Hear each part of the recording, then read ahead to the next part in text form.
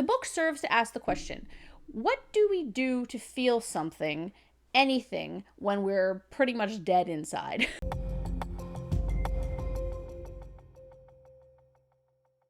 Hello, welcome to Sound and Fury Book Reviews. As usual, I am Tina. Today I am doing a book review of The Pain Eater by Kyle Muntz. This is a book coming out in July 2022. It's a literary horror book from Clash Books, and it's about a creature who eats human pain. It's very interesting. I received this book from the author in exchange for a fair review, so thank you, Kyle, for this.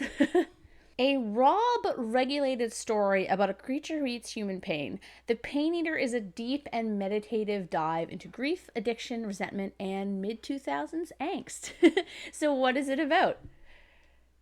The Pain Eater is a story of two brothers from Michigan reunited after the death of their father. They've never been close, but now they have to live together, and it gets more difficult when one discovers a strange creature vomited from the body of a dead cat. A creature that eats human pain. It feels good. Too good. Soon he wants to hurt himself more, just so the pain can be taken away. But the more the creature becomes a part of his life, the more he damages everything around him. Some wounds are too deep to ever heal. I'm assuming the he in this is the one character, Michael, but whatever. So, this review is going to be a bit kind of wordy and full of tangents, but it's a book that really resonated with me on certain levels. So I'm coming at it from more of like an emotional standpoint than like an objective kind of is the prose good kind of way. It's one of those books that sits with you when you finish it. At least it did for me. So the book was fascinating for a number of reasons, but the topmost for me being the time period. It's set in the mid-late 2000s, so I was the same age during that time as one of the main characters, Stephen, is in the book. As such, I identified with his position, not specifically his actions in the book, as he was moving from life as a student to life as an adult, but also like him, I was slightly too old to participate in emo culture, though I did like some of the music. But I really identified with a lot of the despondency of that particular kind of subculture. My younger sister, she's a little older than Michael's age in the novel. I guess he's 17 and she would have been like 19 at the time, was more into the look and cultural milieu of emo culture, though she was also kind of on the periphery. She had some friends that were like super emo, but she was never kind of on that. She did have posters of certain bands on her wall, but yeah. Anyway, this aspect, like the time period, was fascinating to me because enough time has passed that I can look critically back at that era as an era and can intimately understand the kind of like Weltschmerz and despondency both Stephen and Michael feel as young adults on the brink of true responsibility and massive life changes. Yet, Michael and Stephen aren't these wealthy kids from the secret history, suffering from ennui. Michael and Stephen live in a normal middle class, maybe lower middle class home, and have enough money that their mother can afford to finance them for a year without either of them working, though I'm assuming the house has been paid off already.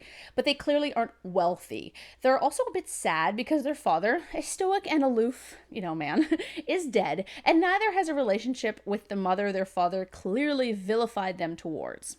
The depth of this relationship, how we soon learn that Michael and Stephen treat their mother like crap for leaving their father, despite him being, from what we can tell, mildly, if not outright emotionally abusive to her, and how Stephen gradually learns this and starts to feel bad for how he and Michael treated his mother, was artfully done, and it was so realistic, and it shows a lot of how when you're a teenager, you have these emotions and you're not really sure how to control them or how to explain them, so you lash out. But then even 4 or 5 years later in your early 20s, you start to understand that, how I was acting was a valid response given my age and things like that, but I still feel bad for what I did. But also, there are aspects of that I don't feel bad for because there was merit in it. So it's incredibly well done because it's so nuanced and a thing that a lot of us go through, especially if we don't have great relationships with our parents.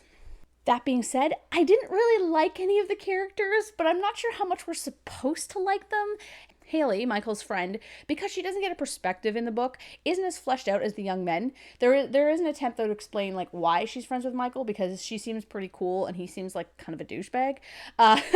Michael is is a little prick you just want to slap sometimes, and Stephen is a bit of a wet blanket. Granted, he's grieving and he's fresh out of college where he didn't have a lot of friends, with no real job or really any kind of idea of what he wants to do with his life. So I gather he's a bit depressed, and that might be why he kind of isn't the most entertaining person to read about. Definitely not a dude I'd have a book crush on. even before he does something very stupid and quite selfish near the end of the book that he doesn't seem to have a sliver of a regret about later. Yeah. If you've read the book, I think you know what I'm talking about. Yeah. Yet, Michael and Stephen are realistic characters with actions and motivations that make sense. They entirely are. Even Michael, who does some dumb shit, does the dumb shit that 17-year-olds do. What did I do when I was 17? Well, aside from working at the video store, I'd lie around in my room eating junk, watching movies, and playing video games on my PS2. Do you guys have any idea how many hours I cranked on Star Wars Battlefront 2? It's disgusting.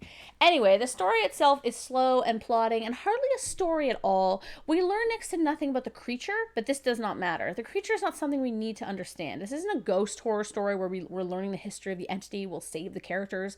The Pain Eater is something intangible, much like grief, addiction, and any emotion, really. The book serves to ask the question, what do we do to feel something, anything, when we're pretty much dead inside? Rather than what actually happens in the book, you could easily see Stephen and Michael engaging in other addictive behaviors like drinking or drugs, and then spiraling into, basically the same life that their father had.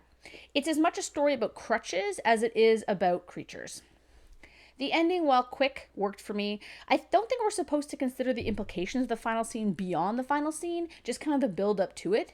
In this regard, the book really reminds me of indie films from that era, specifically Ginger Snaps, albeit with less gore, or like Buffalo 66, which is kind of more 90s, and even that movie Willard with Crispin Glover. I love that movie. It's so weird. Now, I will say this book is weird and it's depressing. Not to get personal, but there were things in the novel that really hit home, emphasis on home, for me, so I found it very relatable. People who grew up in a relatively happy house would not get it in the same way, I think.